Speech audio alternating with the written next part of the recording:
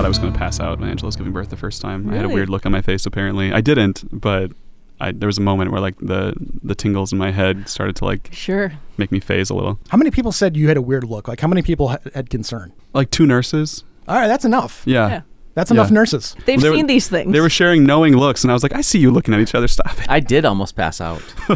They had to sit me down and give me juice. John did not pass out. I kept falling asleep during labor because I had been awake for so long. So we were doing standing labor where I was like leaning on his shoulder, and I would fall asleep draped on him in between contractions. Standing up, falling asleep during contractions. Yup. That's pretty badass. That is like pro level sleeping. Yeah. That's another track title. I was so tired, Scott. Labor's exhausting. It's bonkers. I've seen the pictures. I saw Look Who's Talking. I know all about it. Exactly. Bless you. All of my sex ed lessons from 1987. Yeah, what more do you need to know? Fully informed. Yes. Well, for our viewing audience, guys, should we go around and just quickly say like who we are and what our creative and parenting situation is? Like, what do we have going on? Sure. Thanks, Justin. Oh, I'll start. It's the linear thing. Okay, I'll start here. Left to right. I'm Justin. I played Lark Wave Silver on the Twin Portals podcast. I have 4 now adult children. What else did you want me to say? I already forgot. Artistic endeavors. I'm a director and a performer and a producer and a writer. I do a lot of theater, some film stuff. Blogging. Now I have a newsletter. Lots of creative pursuits. I'm Beth Brophy. I voice Ilka Gralhund, the bard. I have 2 teeny tiny children, one 3, one 6 months old, both of which have been a part of this podcast over the last 6 years. In pregnancy, I think at one point I was nursing one of them during it. That wasn't when we had video. But yeah, you roll with it. And all of them have come to every live show we've ever done in some capacity or another. I am a music director, musician. I do a lot of bassoon and accordion like you do, bunch of pit orchestra stuff, and I'm in process for Rent and Cats at the same time, which was a choice, but here we are. And Rent opens July 31st. Which might be after we post this. We're not sure yet. Yeah, that's true. But we run for 2 weekends. Kind of depends on me. Yeah. But it's very cool. Again. It'll be in the same space that anyone who's come to Twin Portals has seen our live shows. That space is being completely renovated to fit a 15-person singing and dancing Lollapalooza. Incredible. I'm so excited. Yeah. Well, I'm Matías Valero. I was the DM of Twin Portals. I'm still DMing. I've DM'd with other local shows like Heroes B&B and D&D. I also am making a video game called Chrono CCG. I'm raising 2 kids. Their names are Will and Eliza. They are kind of offset from Beth's kids. They're 5.5 and 2.5.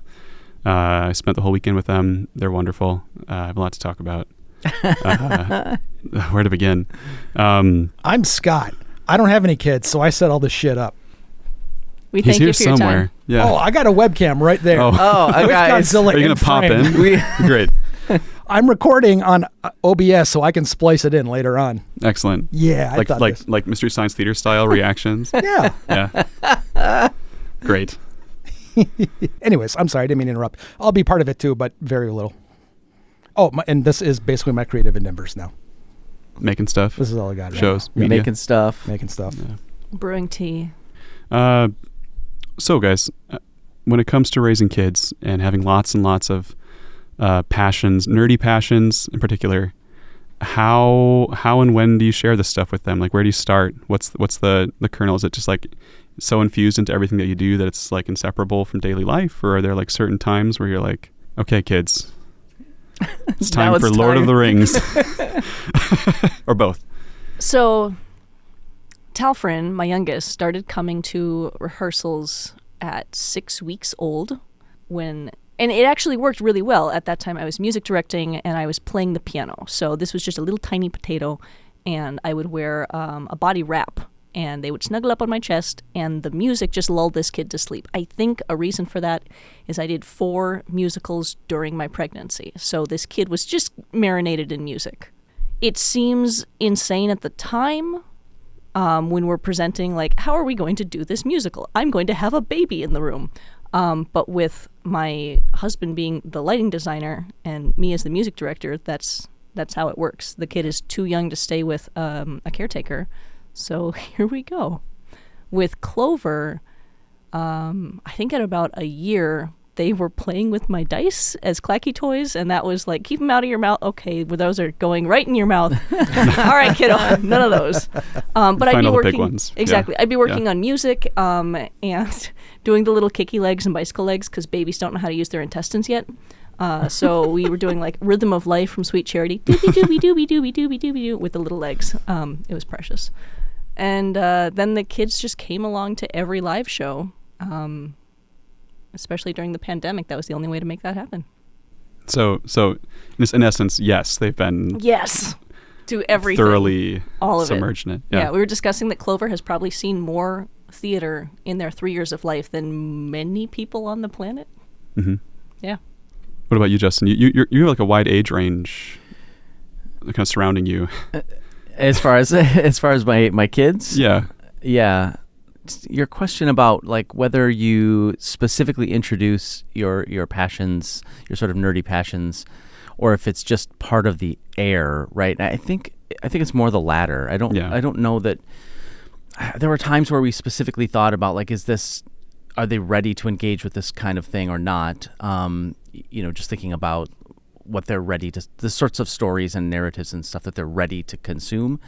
But there's not a part of me that isn't completely suffused with the things I'm excited about, and so I don't know how to live and not be excited about those things. And so I think just by the nature of being around, my kids saw me model being excited about stuff. Yeah. And so from an early age, we read together all the time, and often that was geeky things, but not always. I'm a big movie guy.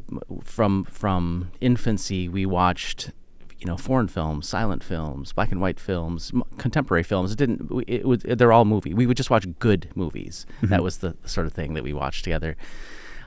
We board gamed. My kids grew up on the stage. We did theater together. Like, it was just a part of what it was like to be a kid in our house.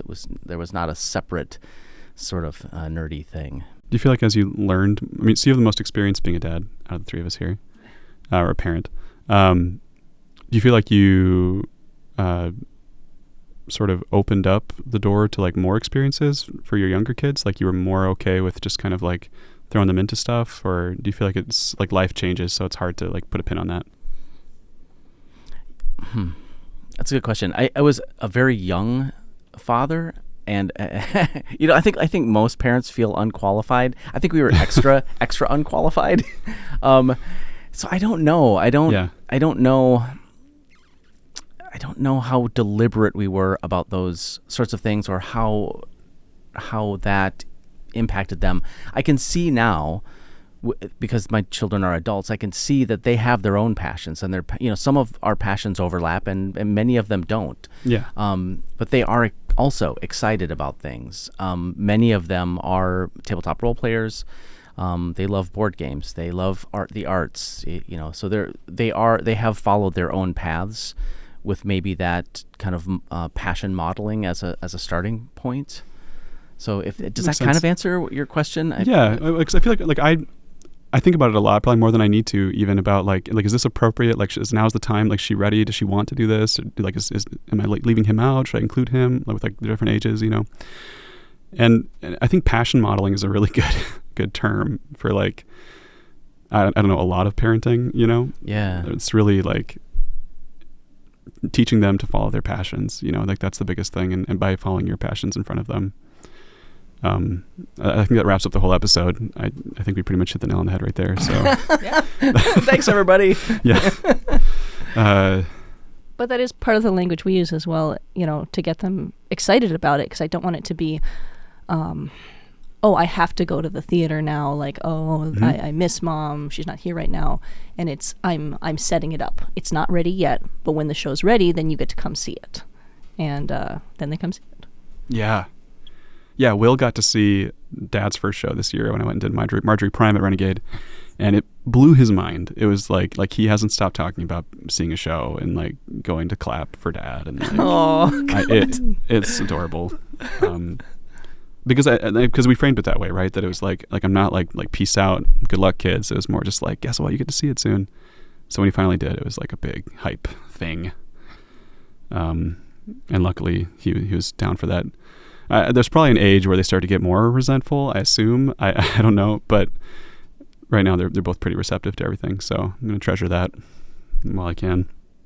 It's important. I think that's a good point, to make sure that you're not like forcing your passions on them. I think if they want to be involved, that's exciting. Yeah. But yeah, making them be involved, I think would probably lead toward resentment and that sort of thing. So yeah. So as far as like the philosophy of tabletop role playing games, since we're all former tabletop role player or current tabletop role playing gamers, what are the differences and similarities between like the way you play with a kid and do creative games, like improvisational games with them, and like how you come to a D&D table? Is it pretty similar, like this sort of like yes and improv attitude, or are there like distinctions you make? Probably like less frequent total party kills. Yeah, I don't know. I mean, they don't roll with it well. Yeah. Eliza's of an age, at least. I hope she watches this later and just is like, what the heck, Dad?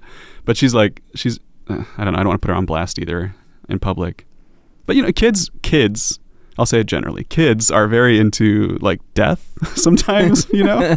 Like, it's an interesting topic. Yes, it's very meaningful and important. Yeah. So, like, sometimes the toys die. Like, sometimes they all die. Sometimes a giant T-Rex comes and just smashes them. It's not that different than D&D, you know? I think she total parties her kills her toys more than I ever have as a DM. So amazing. Maybe I could learn, actually. Yeah. Yeah, you're too merciful, Matías. That's the lesson here. Yeah, kids are more elemental. That's for sure. Do you guys have any memorable, like, teachable moments in while like playing games with your kids? Or, I mean, you've played actual tabletop role playing games with your kids, Justin. Like, we have just more done creative stuff. Yeah, and I guess I will say we didn't do a ton of tabletop role-playing games with our kids when they were young. It wasn't a thing. It didn't really fit. We had 4 kids. It was chaos. Yeah, that's a whole party. It was so. You've got the party. I can't imagine somebody how do you try to DMing a table of children. Justin, what's your age ranges, top to bottom? So our oldest is 8 years older than the youngest. So there's 4 and 8 years, right? You had 4 kids in 8 years. 4 kids within 8 years. Yes. That's intense, Justin. Yeah, it was a lot. And I don't, they were not actually. They were angels of kids. We got so incredibly lucky as parents. It's a little bonkers. But it still is, you're going in, we were 4 different directions or more, and trying to fit everything else in. And because we were often doing theater, like having a kind of sit down time for tabletop role playing was just a thing that didn't happen super often. But they, on their own and kind of with friends, did, and I made sure that they had the source books, and we kind of walked through things together. So we didn't do a ton of role playing, like formal role playing together. So that being said, the differences between, I think, role-playing and sort of creative play with your kids is the structure, like the actual structure to it, right? Yeah. Which can be, I think, really rewarding. And it's, I think, one of the things that might feel confusing with kids when they're young, because when you're just playing make-believe, or you're playing with my kids would have a whole bunch of little action figures and figurines, and they would call them guys. So they would play guys. Guys and guys. Yeah. And we're gonna play guys, which seems very specifically gendered, but I think they meant it as like the Midwestern "hey guys," right? Yeah. So whether they're playing guys or whether they're just playing make believe, it's so wide open, right? It's so unstructured and chaotic, and you wind up especially with siblings in the fights of like you got knocked out, no I didn't, yes you did, right? Like that sort of thing. So having the structure there, I think, feels really alien at first. Yeah. But then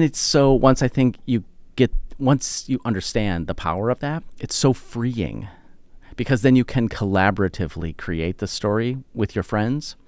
and not have a disagreement about what's happening. So I think that's a fun turning point for kids in role playing.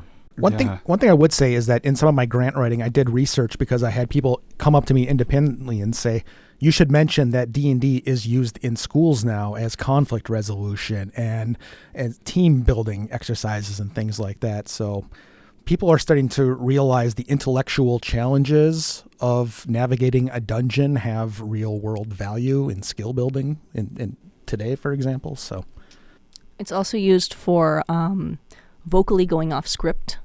I think especially post-pandemic, a lot of students are so hesitant to speak out loud unless they know exactly what they're going to say, and so they can get very locked in their head. And so this is an exercise in a safe way of you get to say whatever, and then that happens in our imagination in front of us. It's just like a super structured, super safe improv exercise. Yes. With dragons. Yes, and fireballs. There is that community aspect. So part of it is like having the confidence, maybe the confidence building element to like, I can say something, right? And I can contribute to this. And then there's the part like you were referencing, Scott, where it's conflict resolution. It's doing this thing together. And I feel like it's true of theater too, where it's rehearsal for what it is like to be a person cooperating with other humans in the world. And I can see, I see that now with my kids as they are adults. And you guys have seen it a little, right? When they come to the live show and the live show's done, they come up and strike, right? Like that's not just the live show. That's how they live their lives. Yeah. Right. And being a part of a community of people collaborating to do something it's just in their natures. And I do think that it is part of those practices, that you see in the arts where you collaboratively make something together. I think I heard Kaylee humming "Clean Up, Clean Up." We did sing that a lot when we were when our kids were little. Everybody, everywhere, right? Coiling Coiling XLR cables. Yep. Do you guys have any did you ever try to teach your kids stuff that might be like more technical or more specific than they're like used to, like trying to teach D&D to a 5-year-old, for example, or any kind of board like house rules for board games that make them more accessible for younger kids, or for like the whole, so you have like an 8-year age range, for example, you got to like make adjustments to include everyone at some point. So like, is there some stuff that's worked really well in that regard? As far as like tailoring games, it happens a lot with board games. But it's also with choosing media, like if we're doing a family movie night, right? There's that sort of like, how can we target something that will interest our oldest child and not be too mature for our youngest child? So there was a lot of that. I can't think of good examples, but I will say that a nice thing about it, if you can manage to do it some of the time, is that the older siblings then feel some sense of like they're doing their own modeling, right? There's a bit of mentorship and modeling that they're doing, which is a theater thing too, right? Especially with youth theater. I love in youth theater when the youth theater spans a large range, because the older kids model for the younger kids. This is how we do it. We take these things seriously. We work together in these ways. Like, it's lovely.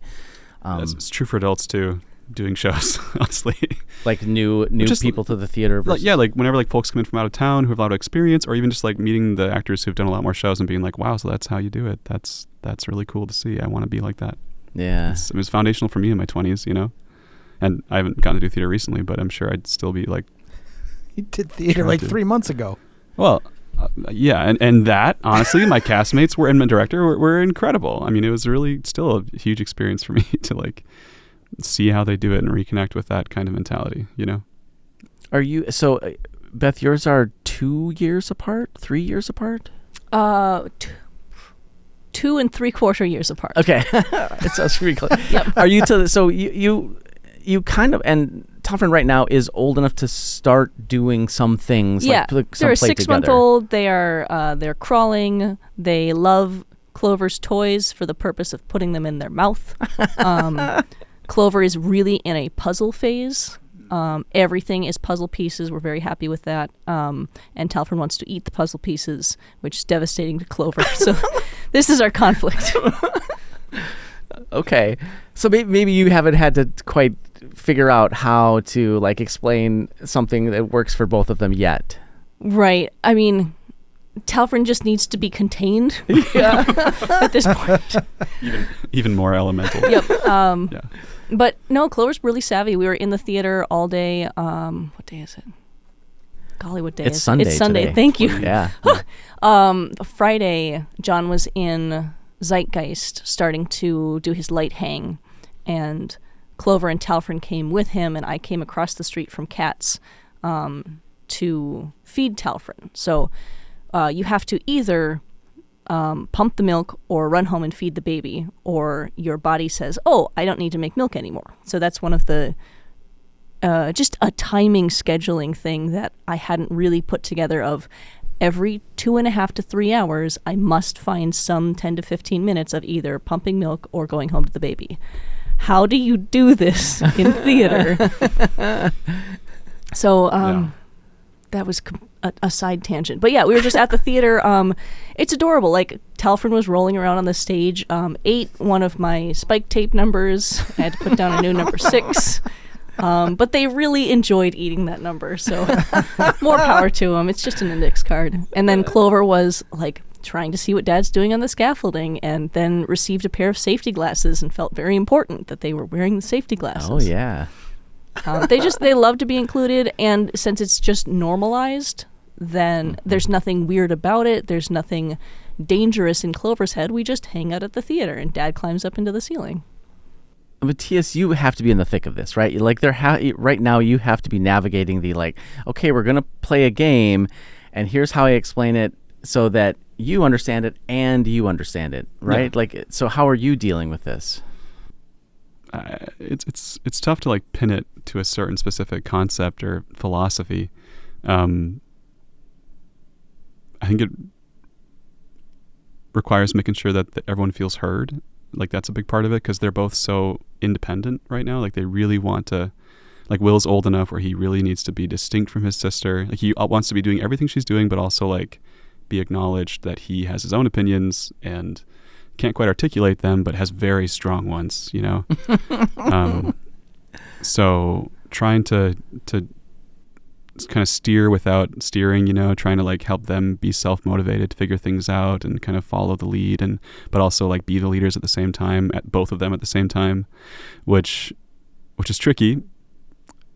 But there's certain activities that just work. Like, if you can find a cool art project that there's enough art supplies for both of them to do, or a show that they're both into, or a story that they both want to hear, you know, it's nothing too like surprising. It's just kind of a lot of trial and error and iteration. Yeah. Yeah. One thing that I'm trying to figure out right now is teaching reading. Like I'm trying to figure out how to make reading as enjoyable as possible. And for Will, it's tough because he has spent a lot more time with his mom as the first years of his life, you know, like at bedtime, he's with her usually. But like, he's starting to come over to Eliza's room where I'm reading to Eliza more often, and you know, be curious about what books we're reading and listening to some of the more grown up books. But then he usually like pieces out like halfway through a story. He's just kind of like, this is not, I'm going to go say hi to mom now. Bye. Or I'm going to go play with Legos. I don't want to hear the whole story. And like, Eliza was never like that. So I'm like, okay, I just have to be okay with this, but also like try to find more interesting stories. And I'm trying to find ways to like hook him in and also teach Eliza how to read at the same time, while also trying to include Will. And so, yeah, I don't know. It's tough. It's very like iterative and specific, I feel like. With Eliza, we just did this thing this weekend. We put together like a reading adventure for her, where if she completed these 12 levels, then she got to play Donkey Kong, which was probably like way more intricate and ornate than she really needed, but it was fun for me. and she really enjoyed it too. So like, there were like reading activities, and she had to like go through each of the steps and figure out what it said and write a couple things down. And I don't know. I was just trying to think like, how can I make reading fun? Because she kind of gets in her head about it sometimes. Just I'm not sure why, because she's like doing fine, you know, she loves it when she does it. So I don't know. These are some of the things that are swirling around in my life right now. Sure. I remember when a video game example, when my kids were little, they would play like, say, Mario Kart, right? we had 4 controllers, but Kaylee would be too little still to play. And so they would just give her a controller, and it's not actually connected to any of the cars. Yeah. And then just play and be cheering for her, like, oh, yay, oh, Kaylee won that round again. So I think to a certain extent, they also were careful for each other. At least, for the littler ones, I think as the siblings are closer, that it gets a little more contentious. But oldest to youngest, I think there was some caretaking happening there. Like in general, like going back to like the reading thing, like do you guys have a way of trying to like balance teaching your kids things versus like just playing with them without any pressures like that? Do you kind of just try to fit it in when you can, or do you come at it with like a goal in mind or a bit of a moving target, like whether it's like reading or just generally like any subject matter, I guess, like about nature or, when you're outside? I think as much hands-on experience as possible. Mm-hmm. Kids don't want to be told about gardening. They want to go out there and get filthy and rip weeds out of the ground for 3 hours. I don't know. I have 12 years in public education teaching music, and there's a lot of crossover to teaching toddlers. With like what I'm trying to do to present experiences, but not aggressively guide one way or the other. That just like, this is a melange of things you can check out, and you might like this, you might like that, and we're going to experience all of this today.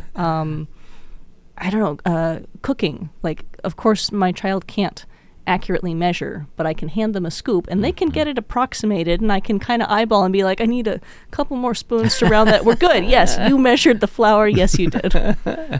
So there's a lot of helping them feel really successful, and then frantically dog paddling under the surface to make up the difference.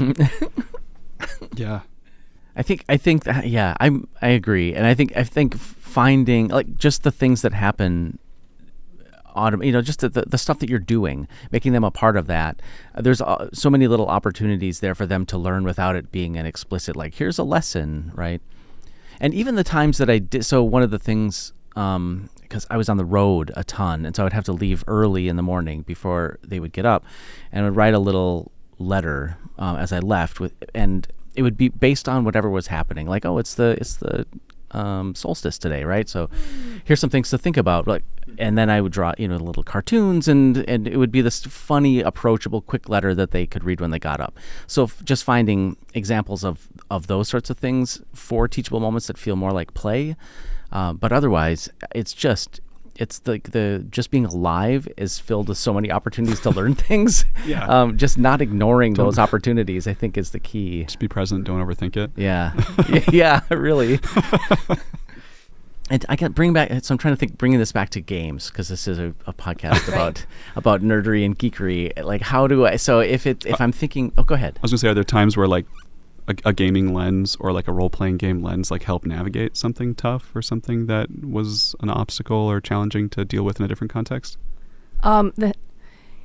You can circumvent as a parent the like really strong emotional reaction you might have to being asked why 50 times a day, or whatever it is that's setting off and pushing buttons, by using a character voice. Mm-hmm. Like, it really works. It shouldn't, but putting on some kind of a silly voice, and I'm then suddenly so much more aware of what my vocal tone is doing, and the kid is latched into like, you're being weird, Mom, and I'm here for it. We're doing something different. And I'm still explaining the same things. I'm just a goblin at that moment. And that's where we're at. But it's a hack that was taught to me like 8 years ago with elementary music classes, and it lands. Incredible. Is that something you do, Matías, too? Yeah, it's amazing. Like, in almost any context, like whatever the problem, if you suddenly are a goblin or something, then like it's like a new scene in an improv. It's like cut, wipe, next thing. This is now we're goblins. Let's try it again. Yeah, and they just immediately know what to do.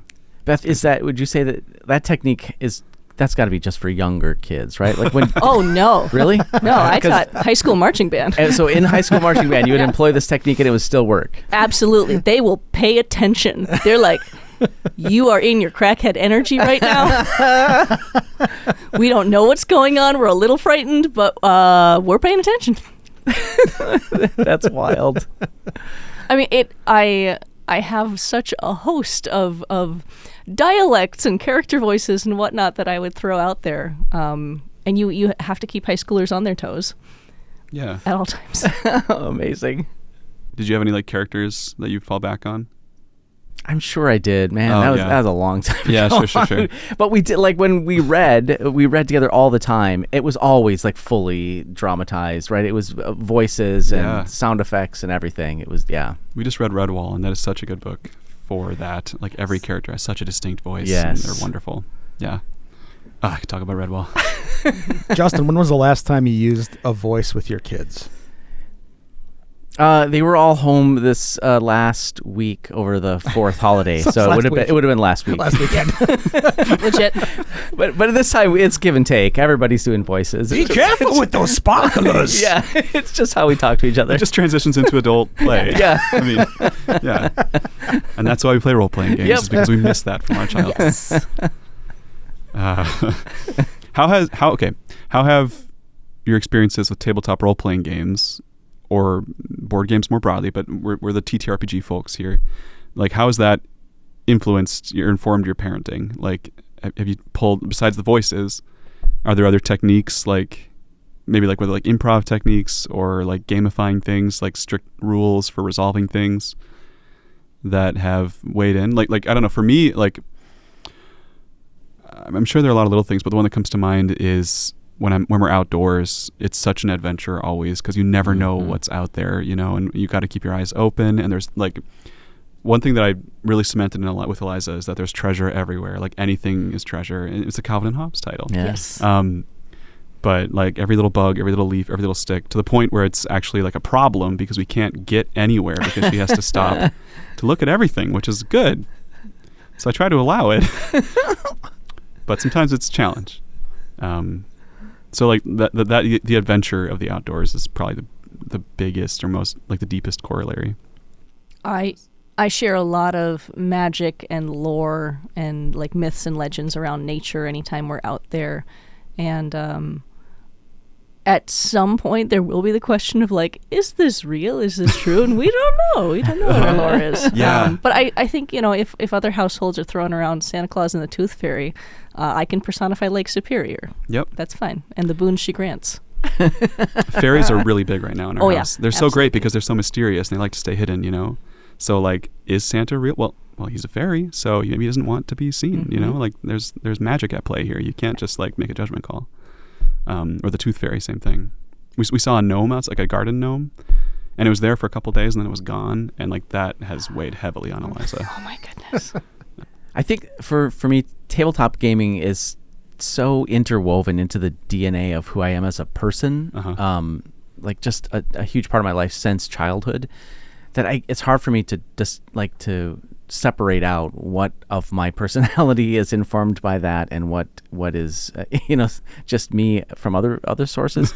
So I have to imagine that a lot of my parenting had to be informed by that, but I cannot think of a specific example that has to do with the mechanics or anything around the shaping of a story that you would do in a tabletop role-playing game. I think the examples that you guys have given, we also did, which is just that I wanted to convey the strong sense that the world is this magical and wonderful place.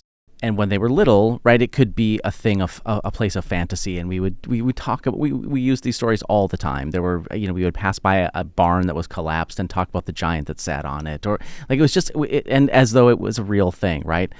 There was a tree frog that would appear on Kaylee's window, and for years we talked about what that frog was doing, and if it showed up again several years later, oh, he's back, right? And he's come back from his adventures. Like we tried to make the world seem like this magical place. As they got older, that transitioned, I think, into conversations about science and the natural world that also feel magical to me. Like some of that stuff is so awe-inspiring and wondrous. You can naturally transition those conversations to those things as well. But that I think just has to do with the love of story and the sense that, that the world is this magical place. So it has less to do with RPGs specifically and more to do about narrative and storytelling. But those are things that I do think strongly influenced my parenting and just who I am as a person. I mean, they dovetail together very nicely in teach RPG play and that side of parenting for sure. Yeah. Yeah, like DMing and parenting are so similar in so many ways. If you've DM'd, dear listener, you could probably be a parent. Yeah. I'm throwing that out there. Are there any tabletop games that are based on the experience of parenting that are like fully fleshed out like that? There Blades in the Dark. Blades in the Dark? No, I'm just kidding. I got it on my shelf. It did not read like that. Curse of Strahd. Yeah, the Murder House. Yeah. Those kids messed me up. There are like a lot of games that are oriented towards kids, and I haven't really explored any of them too much yet. I don't know about you guys, but there's like Humblewood, or just like a lot of kind of kid-centric D&D modules. I was just wondering if there was something overall that was based on the experience of parenthood, and it's just such a huge concept. Like, I don't know how you would gamify it at all, but I'm not a person who makes games, so. John and I use the concept of a two-man party a lot. Yeah. That, we're really in the trenches right now of a newborn and teething, and nobody's sleeping. There's spit up everywhere. It's a wild ride. The house is a disaster. But very much in that caster healer versus melee tank. Mm-hmm. John is an absolute tank. But I have more, psychic reserves. And we both, as much as possible, try to play into each other's strengths and then name it and say out loud, like, I am out of mana in this capacity, or I am physically toast, but I still have those skills. And it really helps the both of us. We've done this for years in tackling wild, crazy adventures that we have very complementary skills, but wildly different ones as a two-man party. With Eliza, I call it my jar of patience. I just say, sorry, my jar of patience is totally empty right now, Eliza. You can't take any more from it right now. I have none. And she gets it. Like, it really landed well when I introduced that concept. She's like, Dad, how's your jar of patience today? It's okay, I got a bit left. No worries. Amazing. We talked about psychic damage. So we're going to nerd out biologically a little bit here. By the hormones of pregnancy, by the last couple weeks of pregnancy, you have the equivalent estrogen in your system to if you were taking 5 months of birth control pills per day. Holy cow. Yeah. So if people are like, you seemed crazy during pregnancy, it's like, that's accurate. But then, so you give birth. It's amazing. It's wonderful. It's miraculous. And in the next 4 days, those hormone levels drop to 0. So you also seem crazy. And it's a pretty intense swing. And the biology behind it, from a psychological standpoint, is supposed to make the birth parent lose a sense of self so that they would abandon all self-preservation in order to save the child. And if you're in the village, if you've got aunties and cousins and other people nearby who can step in and save the child, that's amazing. That's wonderful. If you are in modern-day parenting and it's just you, that performs poorly. And one example of this, when Clover was days old, I managed to get away and go take a shower, which is also something you don't get to do as a parent. It's fine. And Clover started crying. And I, like the Kool-Aid man, I was through the shower wall. I was covered in soap. I was down the hallway before I realized I had left the shower. It was this complete override to every part of my system because my hormones were so bonkers. I had no logical ability to say, the baby is fine. Dad has the baby. It is that cry sound is supposed to override you and make you get to the child as soon as possible, no matter what's in the way. And you do. What a crazy trip. Yep. Yeah. Yeah. Scott, that's what you wanted this episode about, right? Yeah. I love it. Like, I've never had that experience before, aside from, just violent urges that need to be taken care of in the moment, but nothing that I considered my biology to set me up to take an L for, which is what it kind of sounds like. It doesn't get talked about enough, like the crazy amount of changes that and your body goes through. It's also scary because that's at a time, fresh after birth, you have no core strength. And that's one thing, they explained that to me, and I think I had never conceptualized what does it mean. I was like, oh, my abs will be squishy. And it was like, no, you can't stand properly. You can't sit properly. It's moosh. So everything that you use your core for is impacted wildly. Yeah. Sorry. I have so many, from a biological standpoint, pregnancy is so cool. Like, as a nerdy thing, it is fascinating, it's terrifying, it's miraculous. Being patient zero, being exhibit A and living inside of it, it was not my favorite thing. But if you can academically just talk about it, it's amazing. It's true of many traumatic experiences. It's fine. It's fine. I learned a little bit about it during A&P 1 and 2. For example, during the act of childbirth, there is a hormone that will dissolve the ligament, whatever it is that's keeping the two sides of the pelvis connected. It gets dissolved so that you can make way for apparently like a watermelon-sized thing to come out of your body. I've just seen pictures. I know nothing of it. It is true. There was a moment in childbirth with Talfrin especially where I was pushing and I had this sense in my brain of if I push harder, I will break my pelvis. I actually have the strength to break my own pelvis. And I was commenting to my doula afterwards, and she's like, oh, yeah, you do. You're supposed to have an override button for that, but that goes away during pregnancy, and you can push hard enough to break your own pelvis. And I'm like, oh, my God. Who planned this? What are we doing out here? It's a lot of years of evolution at work to think to have haphazardly arriving at a workable solution. A self-dissolving compound inside the body that only dissolves at the exact right moment. It's because of our giant brains. We out-evolved our brains and our hips in the wrong direction. So human pregnancy is supposed to last a year. Did you know? We give birth at 9 months because otherwise both parties would be very dead. That's a good reason. Yeah, but in our transition from walking on all fours to walking upright, our pelvic cavity came forward and narrowed by a bonkers amount, and our brains were getting bigger at the same time. So we have these giant heads and teeny tiny little hips to get it out. For now, but we're still evolving. So we're going to get there. What's next is my question. Oh my goodness. Just massive booties. Let's go. Something to look forward to. I'm ready. 2026 can't get here soon enough. Cool. I don't know. So you two were dads. What was your experience? My ligaments didn't dissolve and I didn't break any of my own bones. So I had it pretty easy in comparison, I feel like. Yep. Yes. It was great. Justin read a book. I have nothing but the deepest respect for Angela and all the other moms and people who've been in that line of duty. Duty. There it is. Yep. Jody had extremely long and painful labors every single time, and just like oh my God, I want to do something and I'm so useless. Yeah. I just pictured that's Justin's selfish moment. It's like, you're doing great reading the book. I was like, I checked my playlist to make sure a song she liked was listening. That was my contribution. Yeah. That sounds awful. That's why I'm not allowed in those rooms.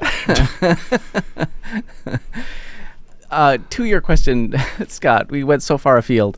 I don't actually. It's a really good question about, or if not just about parenting, perhaps about parent-child relationships. That would be a really interesting thing to explore in a tabletop role-playing game. And I bet you there are some indie games that are designed around that relationship, because it would be such a fruitful thing to explore. I don't know what they would be, but I'd be fascinated to. I can't even think of many parent, especially young child parenting characters or depictions in pop culture, but also in tabletop role-playing game sphere, all the actual plays and celebrity shows and whatnot. Is this perfect for an asymmetry design too, 1 to 2 to 3 parents to X number of kids? That changes dynamics quite a bit. Sure. Yeah. I'm ignorant to all of it, so I'm just saying words. It's an interesting thought, though. That's a fun thought experiment. Is the reason why people don't do it because it gets into like ethically questionable or like just not fun territory? I feel like there's ways to do it that would be fun. I think you'd be unwittingly pulling up trauma. Yeah. That sometimes you might not even know is there. Yeah. Either like from your own past or from like being a parent. Yeah.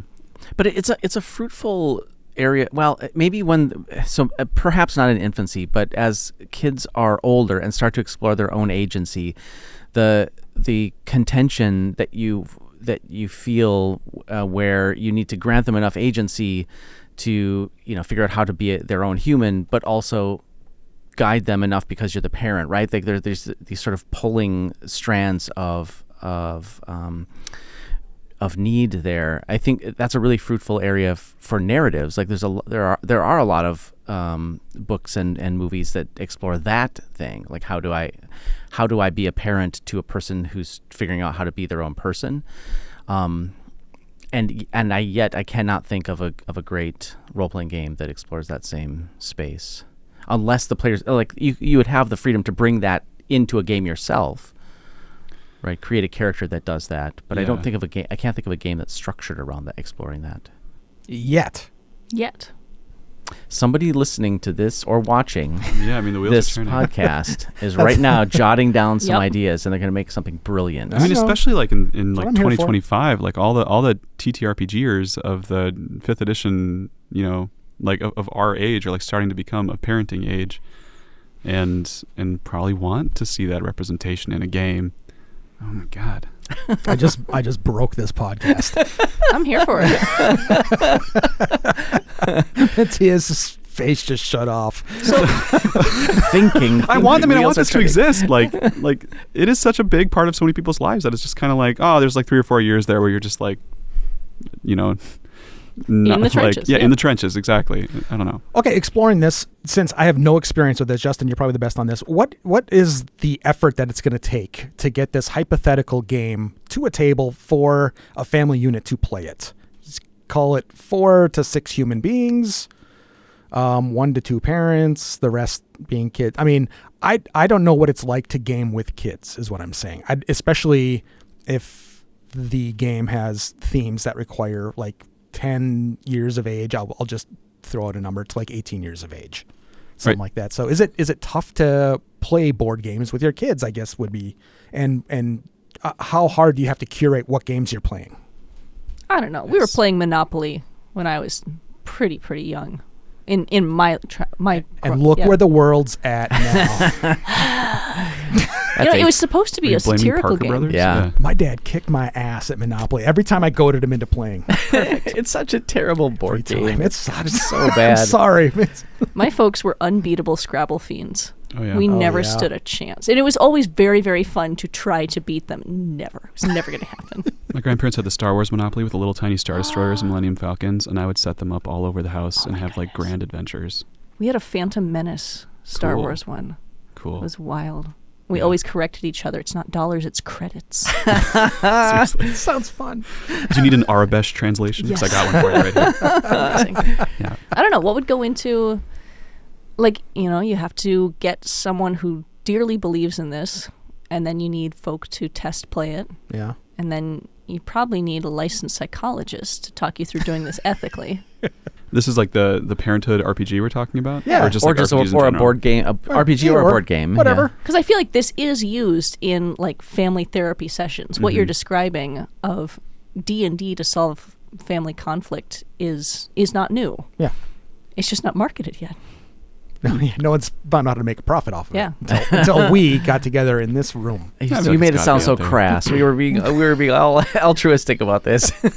So years ago, I like money. Years ago, I was a game master for escape rooms, and those would often turn into family therapy sessions. I discovered that you would get parents and their adult children who would come into this room, and they'd regress so intensely into suddenly everyone has lost their own problem-solving skills and is looking to one of the two parents to talk them through the problems. Oh, and there were moments where I'm like, I am not equipped to guide you through what you have found yourselves in this moment.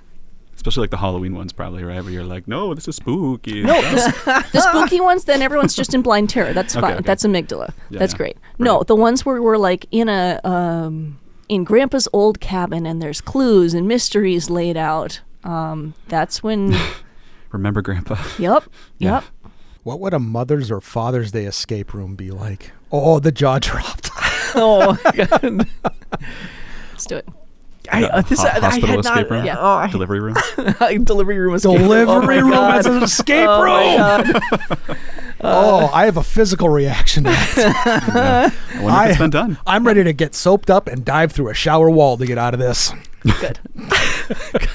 Save the child. I had not thought, because with an escape room, there's, I think, a natural thing that happens. I mean, you having like game mastered, maybe you could say whether or not this is true, but I feel like, doesn't it often happen, whether it's a family or not, where a person kind of like steps into the role of like, we need to coordinate these things because otherwise it's just chaos. There's like usually some central person.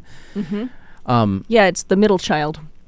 If it's a family, it's okay, interesting. Yeah. But and if it's just a group of friends or something, there still is usually somebody someone by will necessity take point. almost. Yeah, okay. Mm-hmm. So I had not thought about what that might mean for a family playing together, because there might be some deep-seated resentments around this that just come to the surface. That's fascinating. Yep, and I'm there in a little room with cameras listening, and anytime they call for a hint or a clue, I'll guide them.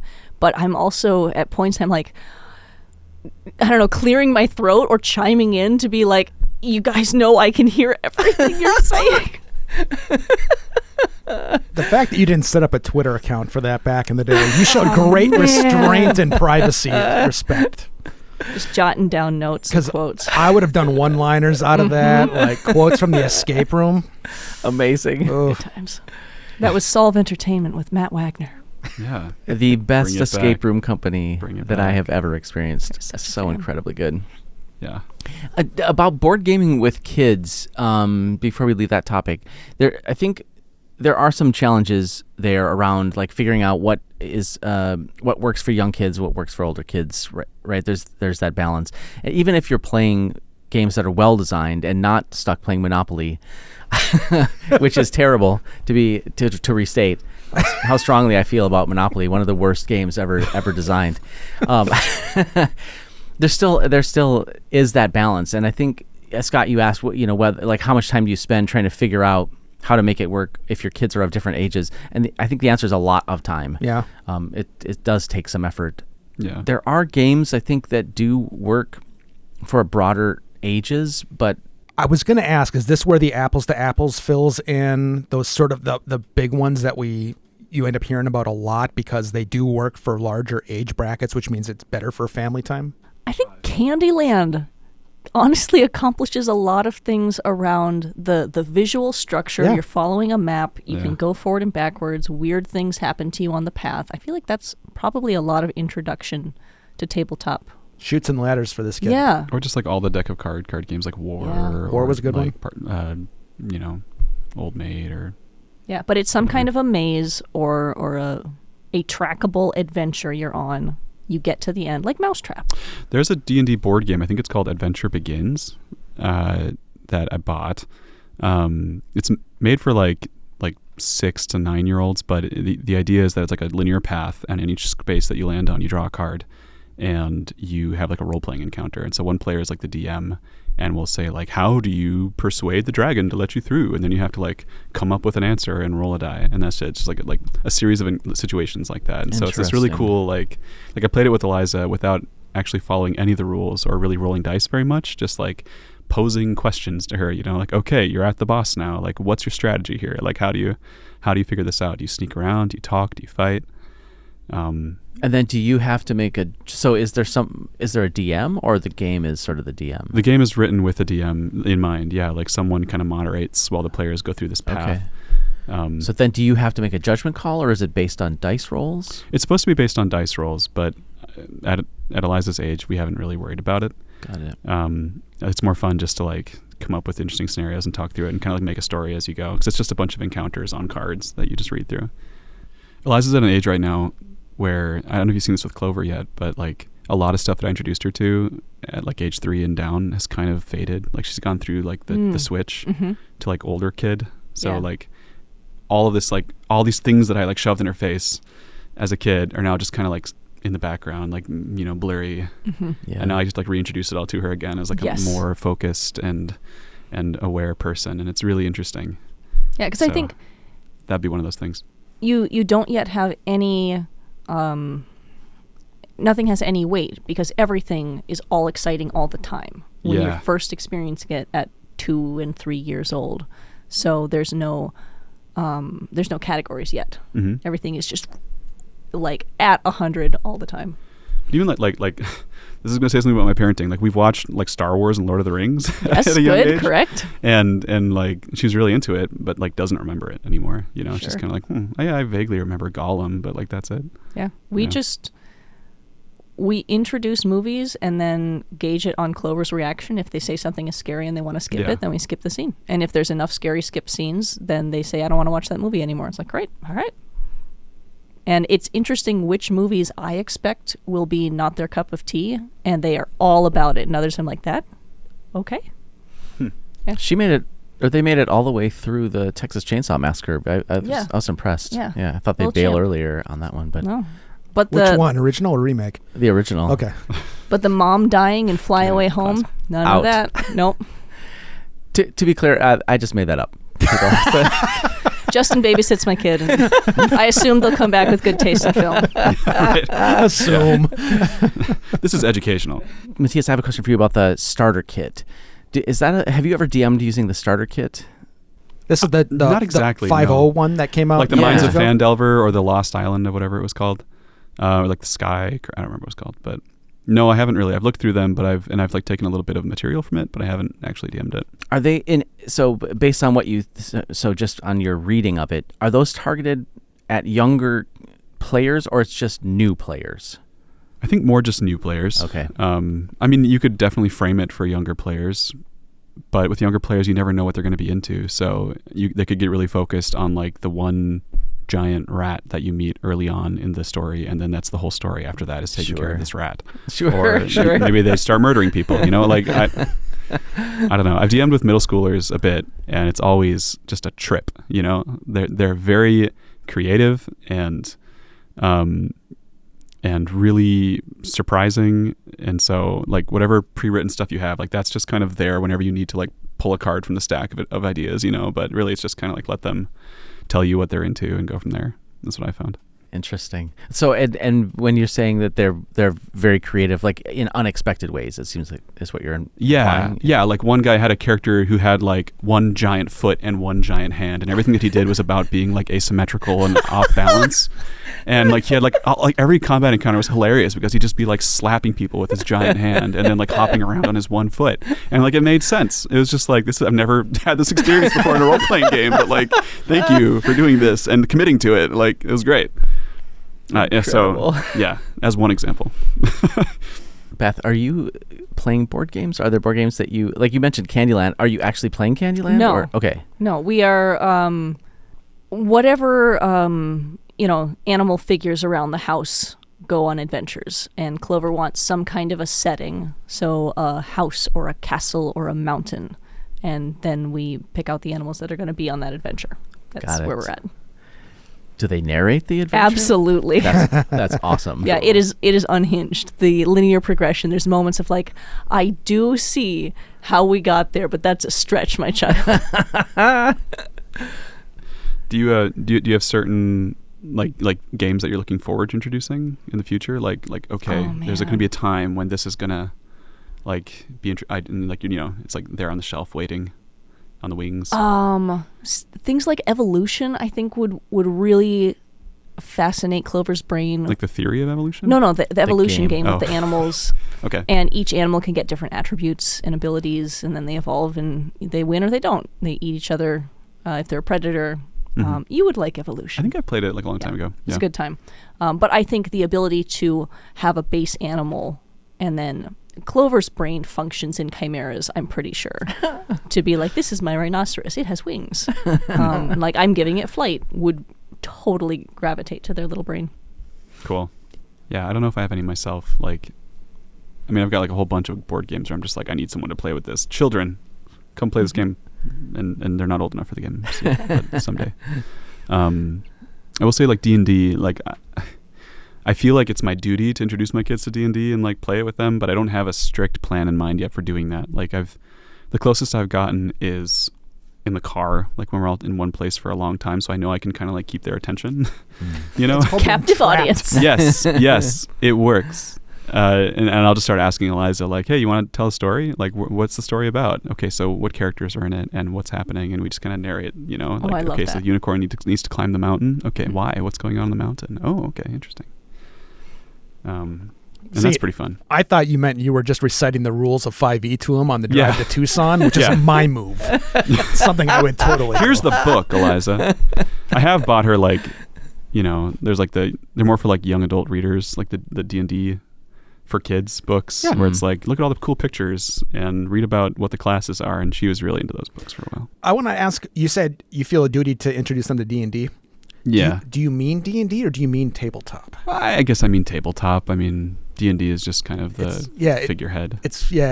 Things are sort of changing a little bit on that. So I'm not sure anymore when people say D&D, if they mean D&D or if they mean tabletop. Yeah, I mean, now that all like the celebrities have like made their own thing, that's true. The future is unclear. It would be very interesting to see what the landscape of tabletop role-playing games looks like in 5 years. I started in Exalted. I had done 2-ish D&D sessions before this happened, but I had a huge extensive history in Exalted, and it was like, yeah, I can switch brains over to that. But I was not like steeped in D&D growing up. You did it real well for having very little. I'm thinking back on it like, wow, I thought you were all about the D&D rule stuff, and so the fact that you were in fact trying to learn a different language on the fly. That's probably why. You know, I came in with can I swear in this one? With an, oh, darn it, I have to get this right. I have to be reading the rules and keeping accurate to it. Whereas, you know, Exalted, I've rolled into sessions like, I got this. I know that. Oh, I don't actually know how that rule works. Exalted. Maybe I'm just misremembering, but it's like a little bit more like crunchy than D&D, so that probably helps too. Some parts are crunchy, some parts are really loose because you can get stunting options where you walk in and describe what's going to happen, and if the DM thinks it's cool, you get magic tricks. Yeah. I love that. Do you guys have any dreams of like creating specific kinds of content, or maybe not content's not the right word, but like shows or music or, you know, like beyond the world of tabletop role-playing games, just like creating stuff with the kids in particular, or kind of like wait to see where they go? Because I'm not sure I can answer that question. I mean, it's so dependent on who they are. Yeah. You know? Yeah. One of the beliefs around raising musicians is don't put them in music lessons, just demonstrate music. So just have instruments out around the house that you play and that the kids can go play. It's not about get them into immediate lessons at 4 years old or whatever it is. That's really good to hear. It's way more, just have it be very normal. That and have playing music badly but for fun be very normal. That I get so many students who are locked into it must be perfect or it isn't music, and that is just about anathema from no, it's 6 people sitting around a fire badly playing instruments, everyone's drunk, that is music. Yeah, that's a really good reminder. Yeah, just have access to instruments, and then so whatever it is that you're hoping the kid will experience and like, have it be accessible and fun to do badly, fun to do at an amateur level. It's passion modeling again. Yeah. Yep. Do you, Matías, have things that you're hoping to do with your kids? Like, turn that question back to you. Well, I want to do everything with my kids. But I mean, as far as like creating, as far as creating TTRPG stuff, or other things. I think I might have a better answer for that in a couple of years. I feel like at this stage, they're both still a bit primordial to really be like, this is what we're going to do together. But we'll see. I mean, I keep trying to introduce Eliza to new stuff, and so it's one of those things where, you know, as they get older and start to really show what they're keen on, then I'll be able to say whether or not, you know, I can help with that, or if I'll just like sit back and support. Yeah. Because I don't have like a big like prescribed, you know, project in mind yet. I don't know, maybe someday. I mean, I feel like with the way media is going these days, it's so much easier for kids to like make really incredible things. Yeah. So I'm kind of just waiting to see what the world is like, and I don't like. Okay, so like this, that just brought me to like the world of like AI and like Eliza. I've tried to at least like expose her to like the ChatGPT voice thing to some degree, because I feel like it's going to be a part of the world that she grows up in, you know, and I don't want it to be like too like romanticized or like blow her mind. I just want it to be like something that she understands and is comfortable using. So I'm curious to see like what kids that grow up with that create, you know. It could be a very wild world. I don't know, because I also don't want it to be like something that she's dependent on either, you know. At what point do you watch the entire Terminator series? Well, we don't have plans for tonight. There's a bit of violence in that movie. The Matrix is shorter, just saying. There's some violence in that one too, as I recall. What about The Social Network? Shorter. Yeah. We haven't really watched a lot of sci-fi. Actually, she's really into Star Wars. We haven't watched enough Star Trek yet. Star Wars is space opera. It's not really kind of fantasy. 2001? Yeah. Is that shorter? It is not. It's longer. Is it less violent? It is much less violent. There we go. Dark Star. The lowest budget sci-fi movie ever made. I'm not sure I've ever seen it. It's just, you must know Dark Star. Oh yes. It is extremely low budget. Maybe not the lowest ever, but it's that's true. But that's what it touted itself as for a long time. All right. The alien's a beach ball. There's egg cartons on the walls. She did really like Ghostbusters. That was maybe the most science fiction-y, non-Star Wars thing she's seen. Did she take you to Ghostbusters? We went together. I was there. Yeah. Yes. Yeah, we actually just did a boxing exercise workout to the Ghostbusters theme today. Amazing. Nice. Yeah, she loved it. Boxing makes you feel good. Exactly. To answer your question about doing things like thinking about collaborative projects with my kids, I guess I haven't thought about it a ton, although we do sometimes wind up doing theater things together, less so now.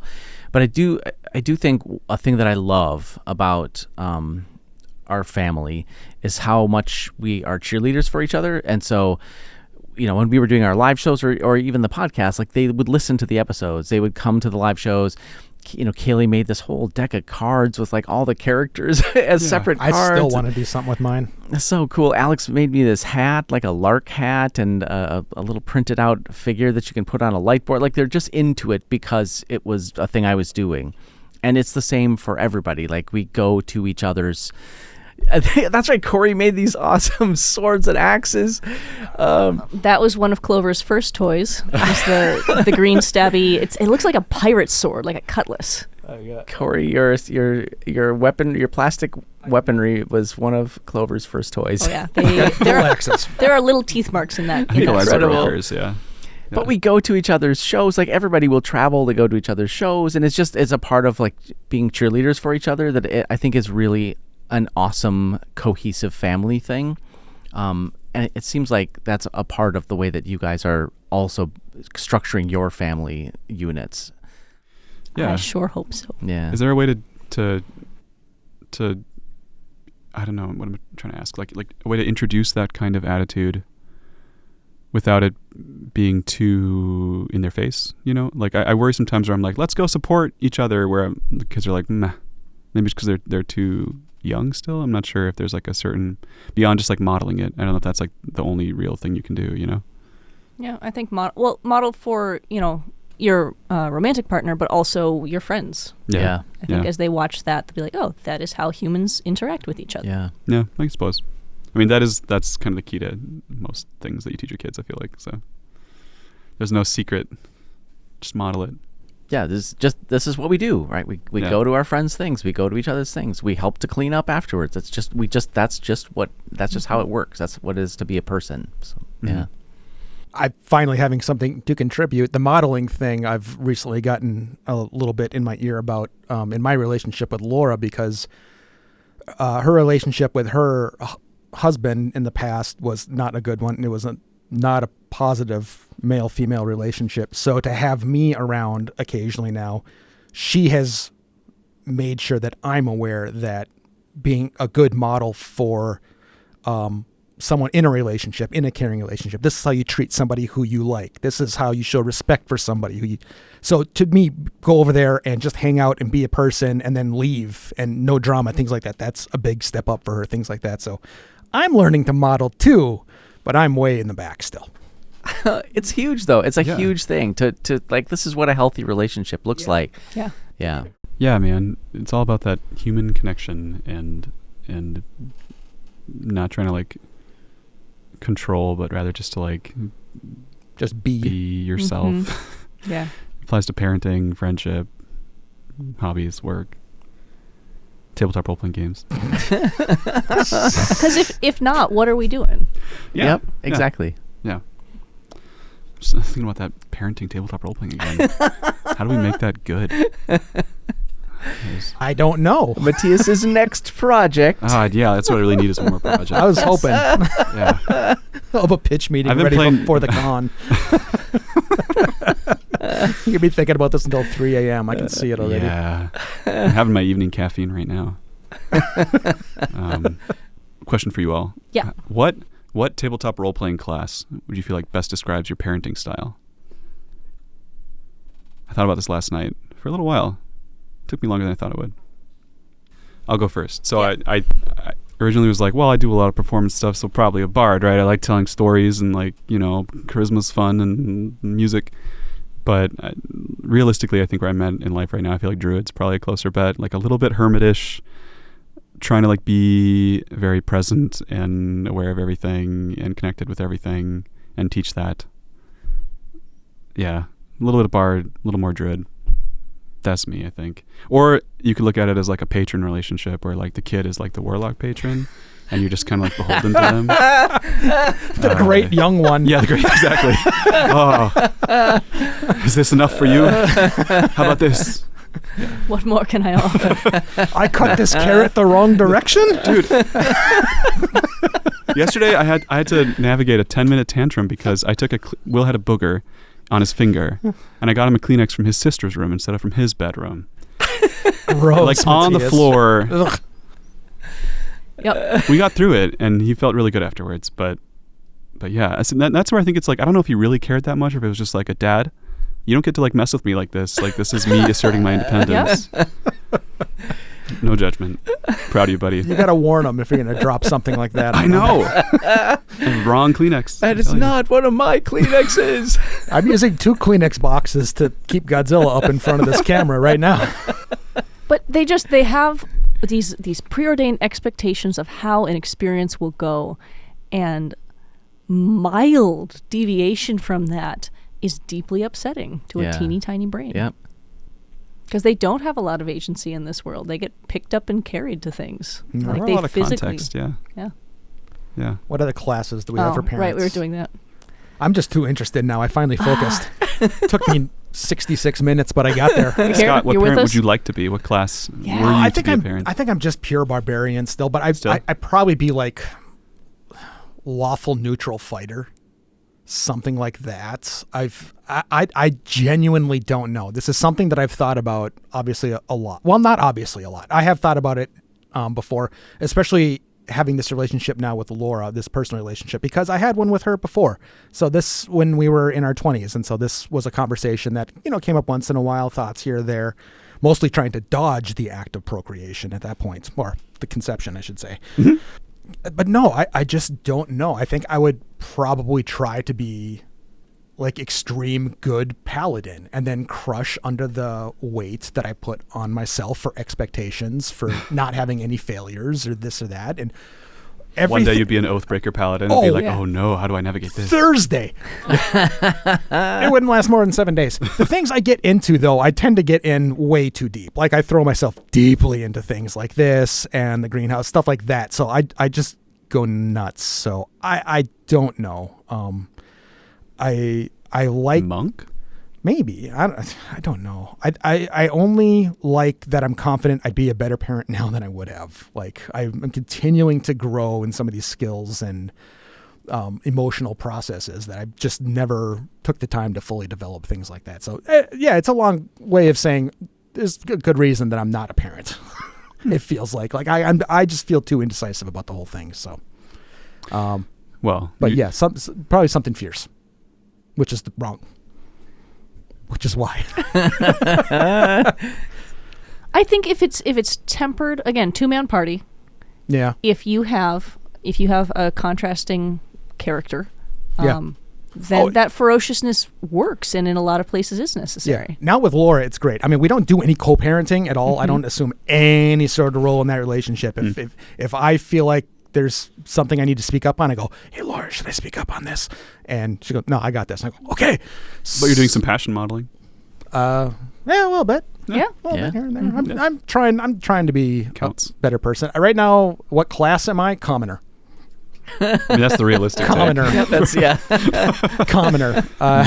Yeah, me too. That's my class right now. It's D&D parent. Huh? NPC.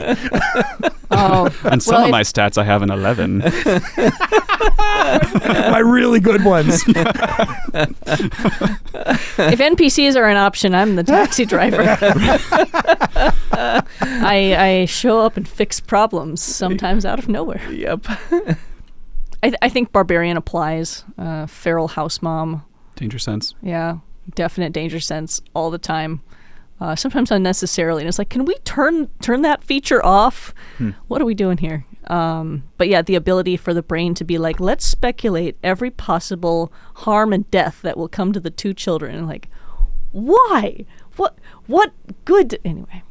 Monk, I think, also applies. Trying to keep some sense of calm and also model calm for highly emotional tiny people. Trying to talk them through breathing exercises and counting to 10 and naming our big emotions. A lot of barbarian characters are like very calm most of the time too. Fair, that's fair. And then they berserk. There's a balance. Yeah, bard always. That doesn't stop. Easy one. Yeah. Let's learn accordion today. I learned a tuba once. You did. You were so good. 1 and 2. That's all you need. Boom, boom, boom, boom. Dun, dun, dun, dun, dun, dun, dun, dun. I guess it's tempting to say bard, right? Because like so much of what we do has to do with stories and songs. Our kids we grew up singing together all the time and in harmonies and rounds. You could be the truest bard of all of us. I don't know. I don't think that's right though.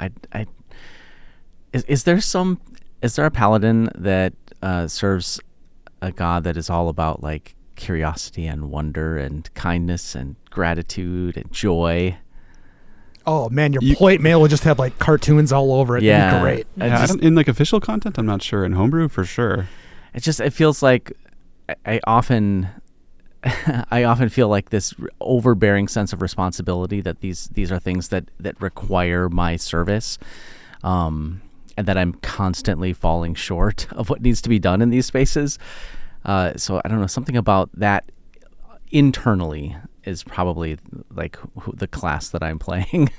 It could be like a Fey warlock too, where like your patron is like one of the Fey deities of curiosity and wonder and passion, like one of the that muses. kind of thing. Yeah, sure. Or, yeah, yeah, maybe so. It's their high charisma. They're very like tangent to bards too. As long as it comes accompanied with massive guilt, because that's unavoidable. That's paladin. Paladin, yeah. Or warlock, similar. One's more like shame, I guess, and one's more like guilt. Yeah. Lutherans and Catholics, really. Yeah, it's in my programming. It's inescapable. Apparently, I'm well into my life and still unable to shrug it off. So, there you go. It's a feature. Yep. I'll do with it what I can. Class perk. Yeah. Make some cool stuff. Yep. All right, one last question. Okay. What are the for our tabletop role playing game audience? What are like the biggest lessons that these hobbies teach for parenting? Like what have been some of the most valuable things that you've gotten from the time you spent doing this? That it's possible. You can mom and you can still do pretty amazing artistic stuff. I think human connection through story, learning, mentoring, teaching, collaboration, building, creating together, all of that through story is, you can see the power of that in tabletop role-playing games that is widely applicable to the actual world.